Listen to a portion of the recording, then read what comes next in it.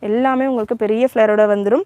Length 58 கிட்ட வந்துடும். Yes sister, எல்லாமே 799 மட்டும்தான். குவாலிட்டி தி பெஸ்ட் குவாலிட்டின்னு சொல்லுவேன். With overlock, complete overlock, flare, finish எல்லாமே சூப்பராக இருக்கும்.